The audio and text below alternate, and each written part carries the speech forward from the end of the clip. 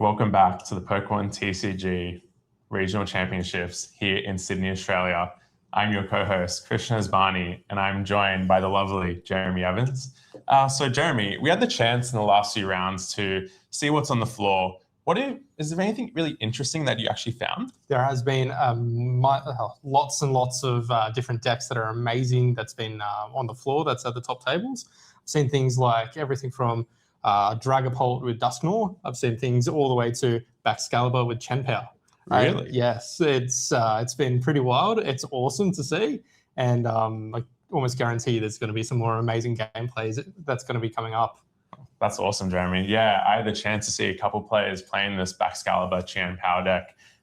The big thing coming out of it was the Wellspring Ogerpon, and a lot of decks really couldn't deal with that. And I was very lucky to see a game when someone was trying to Badoo lock them, but the Chenpower just eventually set itself up and kept taking out the recurring Badoos. So it's interesting how they can find ways around this item clock despite being so rare candy dependent. Oh, absolutely. And that going into this format with so many decks like Gardevoir that doesn't necessarily play the rare candy, or the Dragapult that doesn't play that rare candy, really puts in that pressure with that Wellspring Ogerpon being able to do that snipe damage, which is definitely puts in a lot of pressure.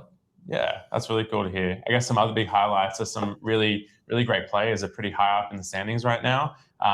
We've seen Peter Lowe, Christian Beattie, both at 4-0, very well-renowned players from Melbourne. And I've had the chance to see others like Lucas Hamilton Foster playing Goldengo, Addison Yip as well. It'd be really good to see these players. And I think it's always really cool to mention these really well-renowned and successful players, but I'm really excited to see these new and up-and-coming players. Absolutely. A regional championship this big with this many players, it's the perfect chance to put your name on the map when you haven't before. So it'll be really interesting to see that in the later rounds today. I couldn't agree more. And I think this is one of our biggest regionals we've actually had in Australia, in our region, for one of the biggest ones for sure. Yeah, it's definitely the biggest one in Sydney. I remember the last time we had a stream event in Sydney, it was just over 200 players, but to have upwards of 800 plus right now.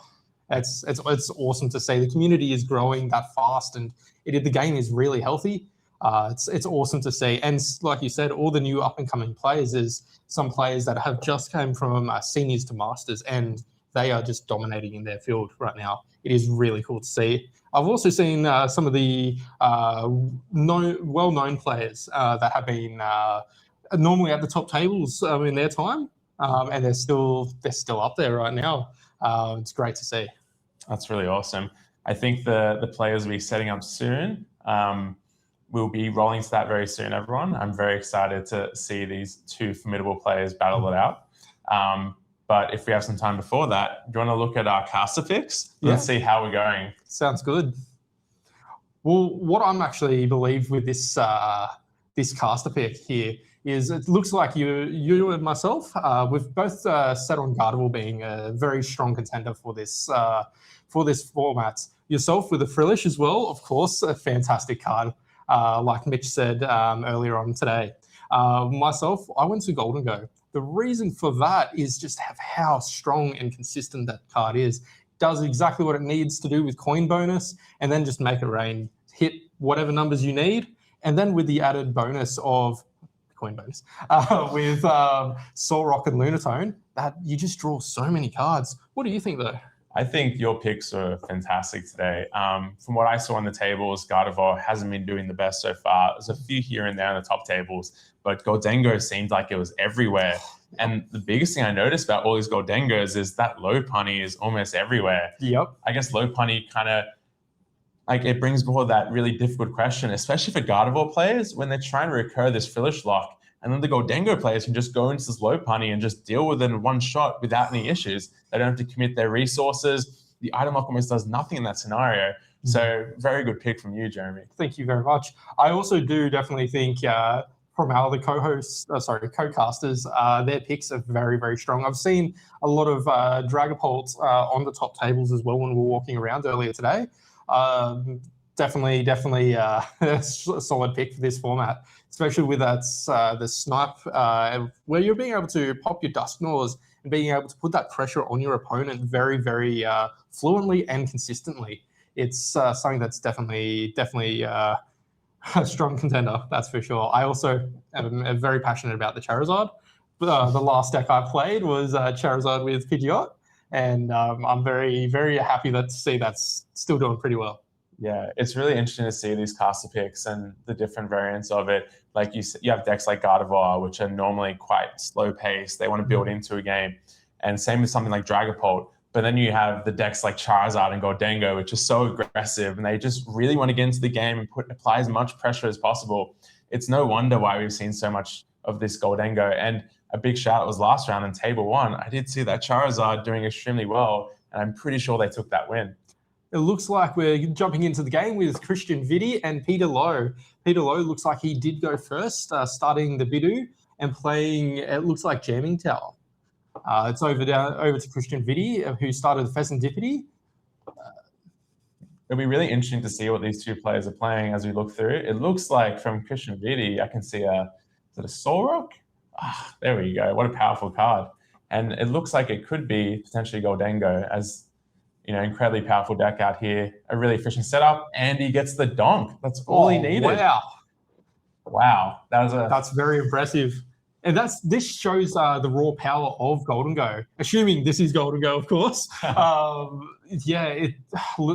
and Lunatone being able to use Solrock's initial attack for 70 damage, assuming you have Lunatone on the bench.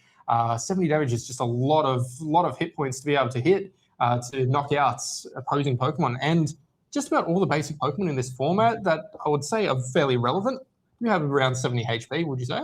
Yeah, I'd say so. And then you also have the Vitality Band in that part. What I've really enjoyed is I love this Solrock Lunatone combo. Historically, I've played a lot of aggressive decks in my time, and in the past years, we haven't been able to see setup decks have any form of aggression in turn 1. But this Solrock Lunatone combo with that strong draw power and very accessible attack has now given this option for decks to immediately get on the aggressive, and we get to see a donk like this almost immediately. Yep. I don't even think they're 2 minutes into the round, and the donk has already happened. But at the same time, I'm coming back from all the way from 2015, where item lock was so big. So seeing Bidoo in this format is just so awesome. 30 HP Pokemon where it can just itchy pollen you. Looks like Peter Lowe starts the Halucha, and Christian Vitti does look like he's going first, starting the Lunatone.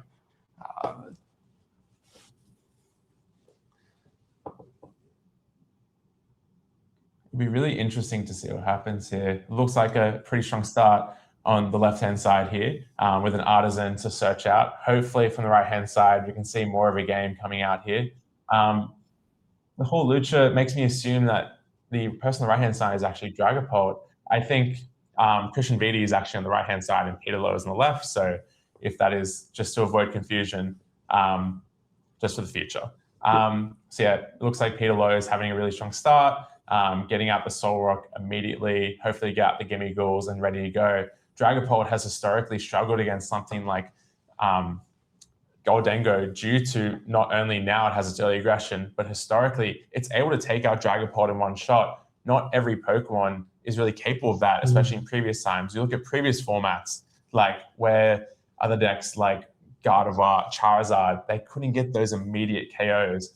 While something like Goldengo can just, if a Dragapult is set up, it can be taken out almost instantly.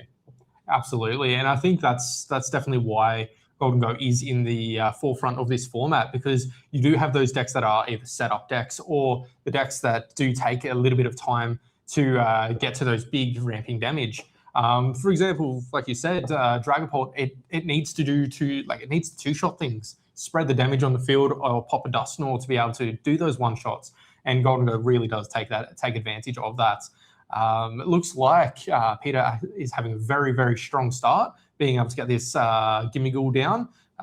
Definitely doesn't need any more than the one on the field, because he does know that Christian does take a while to set up, because most of the time Dragapult decks don't really play that rare candy, because they really capitalize on using the evolution of Dreepy to be able to look at the top 2 cards of the deck and find what you need.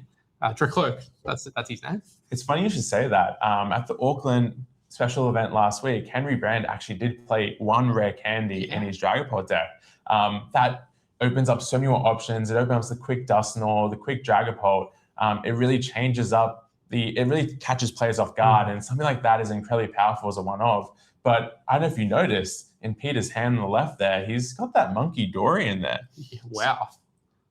That's very. I love that. It's definitely a great card to be putting into this format, especially when it's all about spread.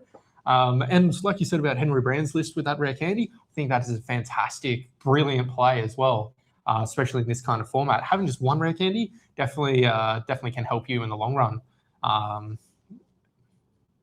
Iono looks like it's just been played by Christian Vitti, so it's definitely disrupting Peter Lowe's hand. So Iono, shuffle. Both players shuffle their hand, put it on the bottom of the deck. You draw 5, your opponent draws 4.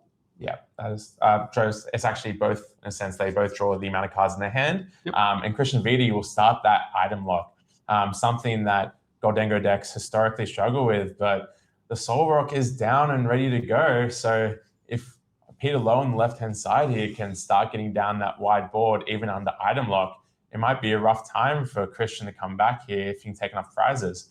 I think if a few Goldengos come down and not enough Duskulls come down, it's going to be a really uphill battle from Dragapult here. Oh, couldn't agree more.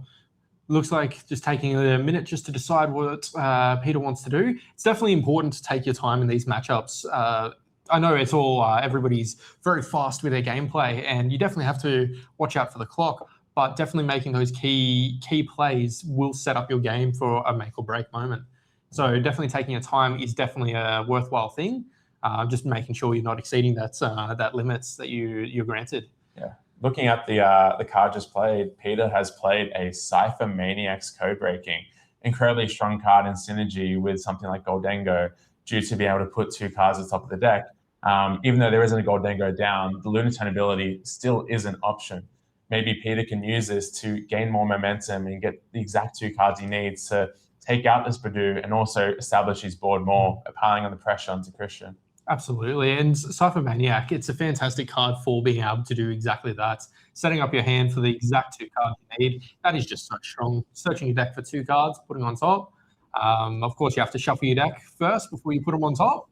And then you just draw through them. Definitely important. And with the Itchy Pollen that's been played, Peter won't be able to play any item cards in his turn. Itchy Pollen does for 0 energy cost, 10 damage, and no items are allowed to be played. It looks like he attaches the energy to, he draws 2 cards with the Lunatone's ability. Fantastic. Yeah, he's brought out the Genesect here, using that incredibly powerful ability to look for 2 Evolution Metal Pokemon. This will allow him to establish that Goldengo immediately, unless there comes out to be a Pokemon a counter catcher, a Dusclops / Duskull. Actually, no, the Dusclops won't be enough, as the whole Lucha is on the bench. We'll need a lot of aggression here from Christian in response. It looks like Peter is establishing a really threatening board already. If he can get another Gimmighoul down, I'm sure this will ask a lot of questions from Christian this part. I think really also an important inclusion here is that under item lock, it looks like Peter has really, by adding that Cypher Maniac, I guess that is the biggest fear for Goldengo. As we talked about before, my caster pick, Frillish, is a really scary card for a deck like this, which is so reliant on its items, and Badoo by extension here as well.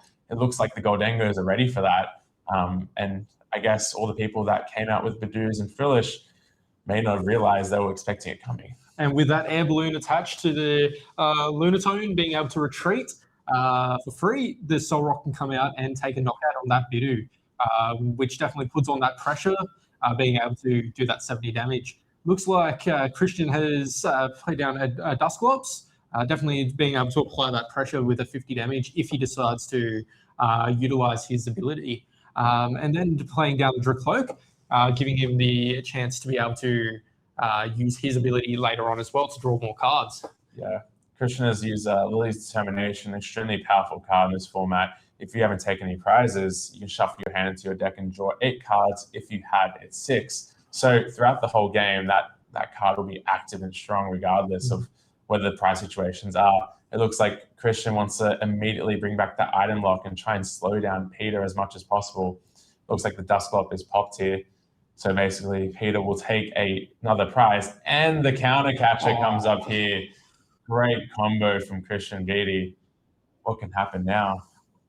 I think he would be potentially wanting to reestablish another Duskull. to be able to keep that pressure on the field. As we said, Dragapult unfortunately can't do one-shots very easy, so being able to have a Dusclops or a Dusknoir on the field being able to threaten that big knockouts with their ability is just so strong. Yeah, Dusclops, Dusknoir, and Duskull, incredibly powerful combo here right now. It looks like with the establishment of item lock, he can go wide with these Cloaks, and he'll be looking to set up a board state that puts him in the position to go extremely wide. But I wouldn't doubt from this point that Peter Lowe might evolve immediately to that Goldengo, and even if he did have a hand in the previous turn, but the Genesect is always out. So this just feels like a tough position for Christian to come from. It'd be really great to see if he can navigate his way out of this. Absolutely. And showing that Peter has taken one prize card with the Dusclops does activate Christian with Counter Catcher, being able to dust things up very easily. I believe that, yeah, so in a sense now, I believe Peter Lowe is down 2 prizes. So really interesting to see what happens there on. It is a really uphill battle from this point, but it looks like it's just going to be the regular Goldengo aggression. It shouldn't be a high energy commitment. If Peter is to have something like Lana's Aid, he'll be fine under this recurring item lock. But there just has to be a point in the game when something has to come from Christian's side with the Dragapult. Good thing about Dragapult, though, I find the deck is it can win being behind on prizes. It really does set up that late game sweep. Well, it definitely has the opportunity to be able to do that. The only problem is Goldengo's already in the active and ready to go. So we definitely have to see what these two players do decide to do moving forward. Yeah, and as you can see, that jamming town in the middle prevents Peter from using an air balloon and retreating into the Sora for more efficient KOs. So it looks like it will be have to be that low commitment, as mentioned earlier. He takes the KO on the Bidoof, and Christian can hopefully find a response here. It'll have to be a combination of a lot of things to get through this point, but you can't give up in Pokemon. You have to just keep going. Absolutely. And these both Christian and Peter, they're both very, very capable and knowledgeable players to be able to turn the game around in their favor. So until the last card's drawn, I don't really think we can really say anybody's going to be completely one-sided. Yeah, and we can see here the Pheasantiphius coming out with the extremely powerful flip the script ability. When a KO has been occurred on the other side during your opponent's turn, on your side, you may draw 3 cards. Incredible ability, very reminiscent of previous cards like Oricorio GX. This format in previous formats recently have all just been about draw power. Everything has so much draw power on both sides of the field. We look at the Dracloaks, we look at the Goldengos, we look at the Lunatone Sora. It's just screaming the ability to get major hand sizes, and this is why Iono will be so important here for Christian. And you can see that Dragapult has been played. Dragapult being so strong with that Phantom Dive attack, doing 200 damage and 60 to one of your opponent's bench Pokemon. Or is it 6 damage counters? 6 damage counters. That is just incredibly strong, especially with the damage on that Lunatone on the bench that's already been there from the Bidoof previously. Potentially being able to take 3 prize knockouts if the cards do permit it. I think there is a chance here based on looking at the board state. There's not any other Gimmighoulls down. I think Christian can be really aggressive here and set up that 200 damage to knock out the active and 60 in the Goldengo in combination with something like an Iono, if possible, unless he's already played a supporter this turn, which he has played the Iono. Yep. This will essentially put in a position where if there is a return KO, there could be a potential scenario for a Dusknoir play, assuming he has a rare Canyon deck. Looks like he's using Phantom Dive. No, he's using the first attack on Dragapult that does 80 damage to the active. That's very smart as well. Being able to line up that damage so you don't have to pop a Dusclops at that time. It looks like it will be a little bit short. If the Dusknoir is popped, where Kenny might exist, he might be able to get rid of this Goldengo. But the Goldengo on the bench might be a tough one to manage at this point, as it still goes its full 260 HP. I'm not sure what Christian can do here. That's a lot of damage that it has to really be able to pull out to get back ahead. But moving forward, it looks like Peter Lowe is in a very dominant board position right now. Currently using a Buddy Buddy Poffin. Search your deck for up to 2 basic Pokemon with 70 HP or less and put them straight to your bench. Fantastic card, especially to be able to grab that Gimme Ghoul out of your deck. Definitely to be able to set up another Golden Go for the following turn if possible. Best thing about Golden Go is that Make a Rain ability, being able to draw 2 cards if it's in the active, or if it's on the bench, you just draw 1, Queen bonus. The ability is just so strong in this format. Just drawing cards, no matter when, is just so strong. As I was mentioning earlier, he does get that extra Gimme down, and due to missing the Phantom Dive, it looks like Peter can run through this game. But as I mentioned earlier, anything is possible. If Christian Vidi can pull this one back, it'll be a really impressive feat. And we know based on his skill level and achievements in the past, he's a very capable player of doing so.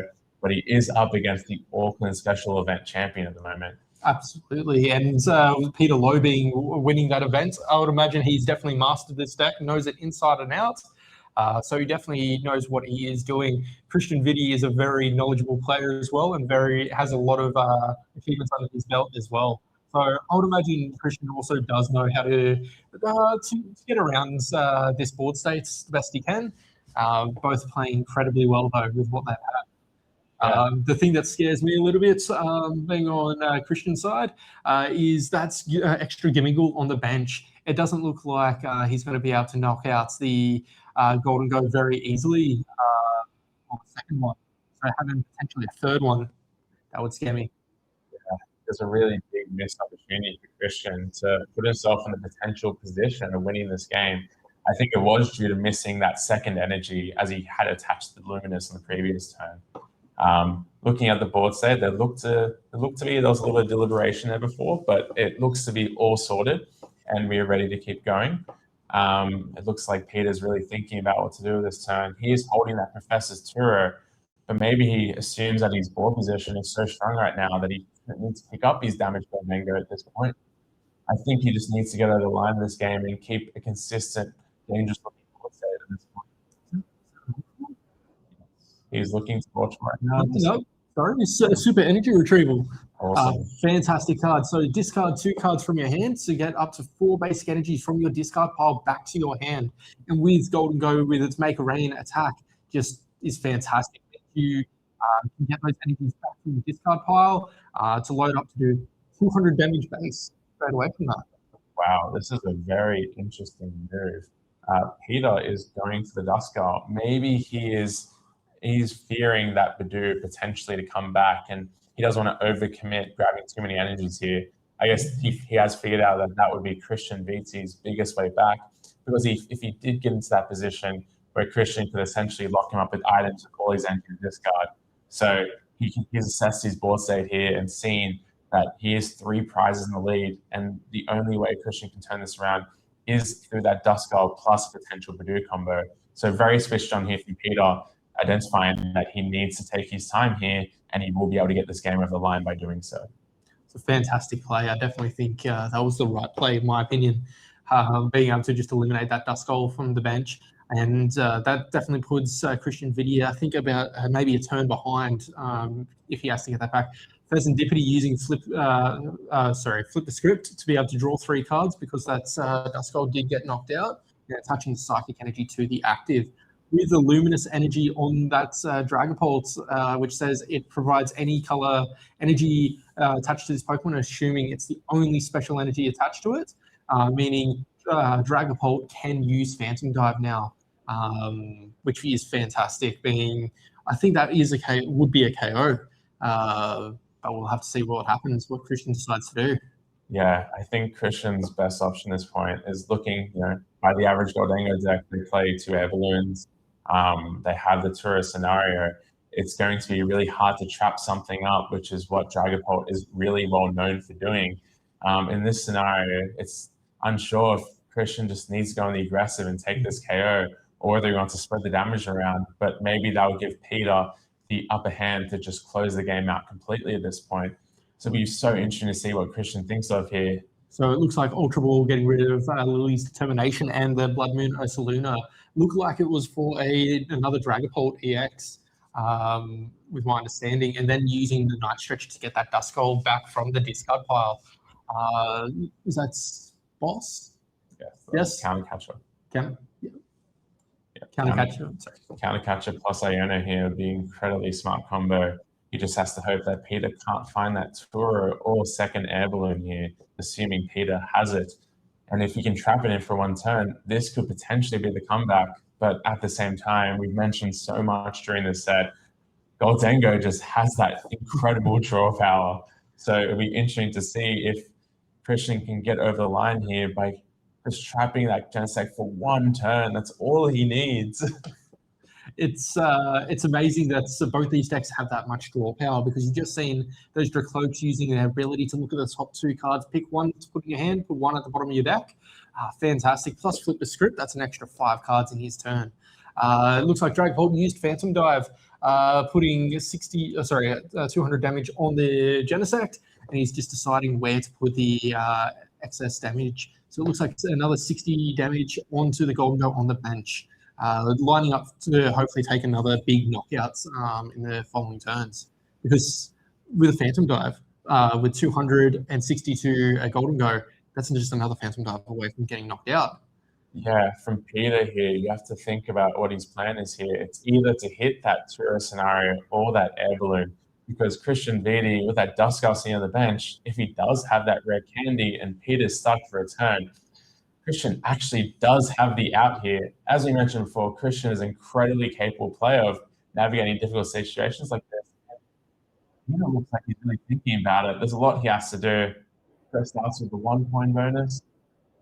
Let's see what he has to do. Yeah, he just realizes he hasn't used the other point bonuses either. That's a hard thing sometimes in high pressure situations. You have these counters on your cards. Sometimes you forget to move them in between turns, and it can just get a little confusing sometimes. High pressure situations, it does happen. It does look like Peter does play the Arven, searching his deck for a tool card and an item card. So it looks like that air balloon that you were mentioning about he has searched for. He can't use that air balloon right now because the current jamming tower is on the field, but he did grab the prime catcher, which will put him in the perfect position to maybe hunt down that Duskull and put him in the best possible position to close out this game. Oh, yes, the Pheasantipity. And it looks like Peter Lowe has won this set with being able to prime catcher up the Pheasantipity on the bench, sending up the sending up a Goldengo to be able to take the big knockouts with his Goldengo. That was an amazing game, definitely by Peter Lowe. He did amazing being able to navigate those prizes. What would you think? It was really awesome to see Peter really take control of that game. Christian had a bit of a slow setup. He thought the Badus could buy him the time, but it really wasn't happening for him. But what actually, I would like to toot the horn of the person who suffered defeat here, but that play at the end, when he brought the Genesect, Iono'd, set up that board state where if Peter was to miss in that scenario, it actually would have led to a potential win the next round. He could have rare candy out the Dusknoir, popped it, take out the Goldengo, bring up the other Goldengo, and just finish off the board. Absolutely, definitely positive and fantastic plays by Peter Lowe, as well as Christian Vitti. I think in that matchup with just that much draw power from the Goldengo, I do feel like that the draw throughout your deck is just so strong. Every turn being able to draw 3 or 4 extra cards every single turn to build up that hand is just so strong. And as displayed, being able to always hit the cards you need, especially when you just need energies, it's awesome. Yeah. What do you think about that first game too? That was a quick one.